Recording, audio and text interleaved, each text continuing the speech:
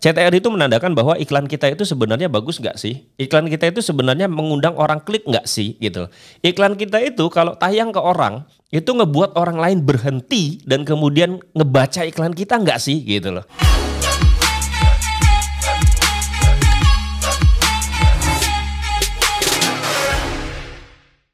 Hai, jumpa lagi dengan saya Bang Seha ya. Hari ini ada yang menarik teman-teman. Jadi tadi pagi saya buat iklan baru ya.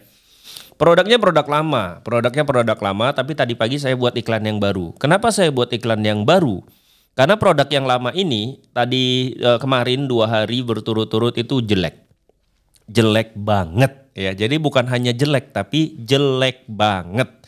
Jelek banget itu seumur-umur saya ngiklan dari 2016 sampai sekarang saya nggak pernah dapat CTR 0,3%. Jadi CTR-nya 0,3%. Bayangin ya. Jadi hanya 0,3 per 100. Artinya ketika iklan saya kena ke 100 orang itu cuma 0,3 saja yang klik. Artinya nggak satu orang, nggak sampai satu orang. Itu adalah sejarah ya, dan itu terjelek dalam hidup saya. Kenapa CTR-nya bisa jelek? Itu kan kemudian yang muncul di benak saya adalah kenapa CTR-nya bisa jelek. Ya, dan kalau CTR-nya sudah jelek teman-teman ya, kalau CTR-nya sudah jelek maka CPC-nya akan mahal. Oke, dan ini terbukti ketika CTR saya click through rate-nya 0,3%, lalu saya lihat CPC-nya 11.000 ya.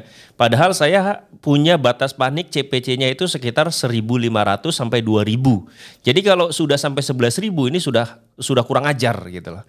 Lalu saya mikir dong, wah ini bener kan? Kalau CTR-nya jelek maka CPC-nya pasti mahal. Kalau CPC-nya saja sudah mahal, maka CPR, cost per result-nya, biaya per hasilnya pasti mahal teman-teman. Kenapa begitu? Karena perjalanan konsumen sampai pesan itu panjang. Oke, kita bahas secara singkat.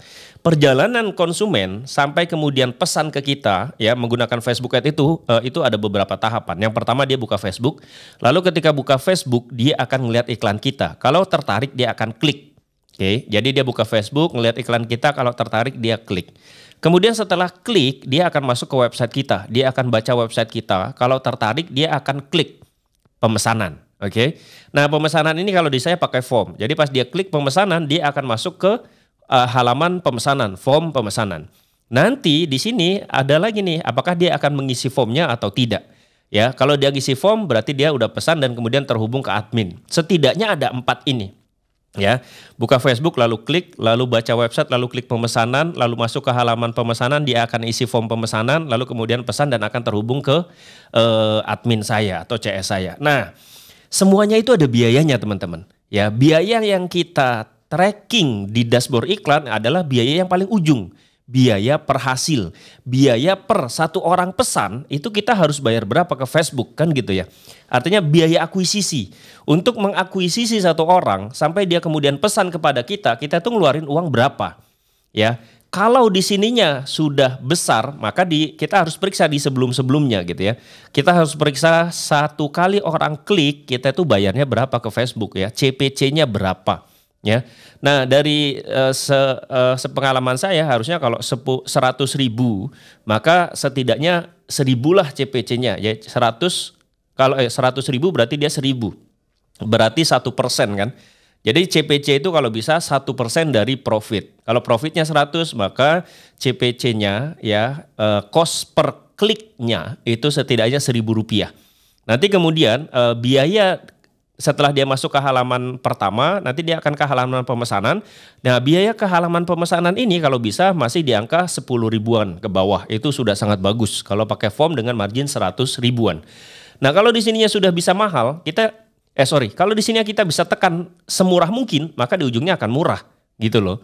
Artinya gini, kalau di sini sudah 20 ribu, maka nggak mungkin biaya per hasilnya 19.000, nggak mungkin karena 1 kali klik udah 20.000, berarti nggak mungkin biaya per hasilnya 19.000. Paham ya maksudnya? Nah, artinya adalah saya ulangi secara singkatnya ya, kita harus paham perjalanan konsumen sampai dia pesan itu apa saja. Harus klik ini, kemudian masuk ke website, harus klik pemesanan, lalu dia akan ngisi form, lalu akan terhubung ke admin. Semuanya ada biayanya. Agar biaya paling ujung ini murah, maka biaya sebelum-sebelumnya harus semurah mungkin. Nah, itulah yang saya perhatikan. Iklan saya 2 hari jelek gitu ya. CTR-nya 0,3%, pasti CPC-nya mahal dan benar CPC-nya 11.000. Jadi kalau satu orang klik itu saya udah bayar 11.000, nggak mungkin CPR-nya di bawah 11.000, nggak mungkin, 20.000 pun nggak mungkin karena per kliknya aja udah 11.000, udah sangat mahal. Yang saya lakukan adalah, jadi teman-teman, saya itu kalau ngiklan, kalau udah jelek yang saya lihat adalah CTR dulu. CTR itu menandakan bahwa iklan kita itu sebenarnya bagus nggak sih? Iklan kita itu sebenarnya mengundang orang klik nggak sih? Gitu. Iklan kita itu kalau tayang ke orang, itu ngebuat orang lain berhenti dan kemudian ngebaca iklan kita nggak sih? Gitu loh. Jadi kalau saya lihat CTR saya rendah, ini berarti kemungkinan, ya bukan kemungkinan, pasti iklan saya jelek. Yang kedua, kemungkinannya mungkin iklan saya ini sudah sangat jadul. Jadul itu dalam artian udah ngebosenin lah ya. Jadi kasusnya memang produk ini sudah saya iklankan dari 2019, jadi udah 2 tahun. Lalu selama 2 tahun itu saya ngiklanin produk ini dan winning luar biasa. Kemudian reseller banyak yang tergabung ke sekolah fba.com dan mereka semuanya ngiklan dengan gambar yang hampir sama. Saya bilang hampir sama kenapa? Karena gambarnya sebenarnya banyak. Gambarnya sebenarnya banyak, tapi walaupun gambarnya banyak itu satu jenis saja sebenarnya, cuma beda warna saja. Jadi saya menganggap bahwa banyak itu tapi sebenarnya cuma satu gambar. Cuma beda-beda warna atau polanya mirip-mirip lah. Jadi tidak unik gitu. Lalu saya berpikir, ini jangan-jangan iklan saya itu sudah sangat ngebosenin ya, sehingga orang ketika misalkan nih, saya buka Facebook gitu kan. Pas saya buka Facebook jebret gitu, ada iklan nih. Oh, iklan produk A. Lalu ke bawah lagi, oh iklan produk A. Oh, iklan produk A. Karena konsumen sangat sering dapat iklan yang seperti ini, ya walaupun itu sebenarnya beda-beda yang iklan ya. Ada iklan saya, ada iklan reseller, ada iklan tim saya, ada tim internal saya gitu. Yang iklan beda-beda. Cuma karena gambar iklannya itu satu tipe, satu jenis, itu konsumen nganggapnya bahwa oh ini iklan yang tadi, oh ini iklan yang tadi. Akhirnya nggak ngebuat orang berhenti. Oke, ketika orang tidak berhenti maka tidak diklik ya kan. Orang mau klik kan berhenti dulu. Lalu tadi pagi saya berarti ini sepertinya ada yang salah. Lalu saya buat gambar. Saya buat gambar tadi pagi cuma paling hitungan 1 menit 2 menit gambar itu lalu jadi. Dan saya nggak pinter Corel, nggak pinter Photoshop, nggak pinter ngedesain teman-teman. Yang saya lakukan apa? Saya menggunakan PowerPoint. Nah ini jadi pelajaran penting buat teman-teman bahwa kalau teman-teman nggak bisa desain itu bukan alasan untuk nggak bisa buat konten. Saya buatnya dengan PowerPoint, ya. Saya cari gambar, kemudian saya tempel gambar ini, jadilah gambar yang menurut saya unik. Nah, ketika buat gambar itu saya udah yakin nih, ini gambar pasti menarik, saya bilang gitu ya. Dan ini gambar pasti ngebikin orang berhenti, gitu, karena gambarnya benar-benar beda daripada yang lain. Produk boleh sama, tapi ketika kontennya berbeda, maka konsumen pun akan menangkapnya berbeda. Oke, menangkapnya berbeda. Gambar beda, yang ditangkap beda, walaupun produknya sama-sama itu saja. Jadi, dan benar ya teman-teman, tadi pagi saya buat iklannya, lalu ketika saya running iklannya, hari ini tadi saya barusan cek, itu sudah masuk 2 pesanan. Dan CTR-nya sekarang di angka 2,3%. Bayangin, 2,3%, yang awalnya cuma 0,3%. Yang saya ubah apa? Saya cuma ngubah gambar. Ya, saya cuma ngubah gambar, membuat gambar yang out of the box ya, gambar yang berbeda dibandingkan dengan gambar-gambar yang sudah ada. Nah, ini menjadi pelajaran penting buat teman-teman ya, terutama teman-teman yang sudah gabung di sekolah fba.com yang kemungkinan lagi dengerin video ini. Kalau iklan kalian ternyata mahal-mahal, ya periksa lagi. CTR-nya rendah pasti. Kalau rendah, maka teman-teman rubah iklannya. Nah, buat iklan itu adalah dibutuhkan kreativitas, teman-teman. Dibutuhkan kreativitas, ya kan? Kreativitas inilah yang kemudian akan membuat konten-konten yang berbeda, membuat teks iklan yang berbeda, membuat gambar yang berbeda. Dan kalau semuanya sudah berbeda, walaupun produknya sama, maka teman-teman akan winning di antara yang lain. Ya, kita sering lihat kok di kehidupan nyata ya, ada orang-orang yang jauh lebih sukses dibandingkan orang lain. Itu kenapa?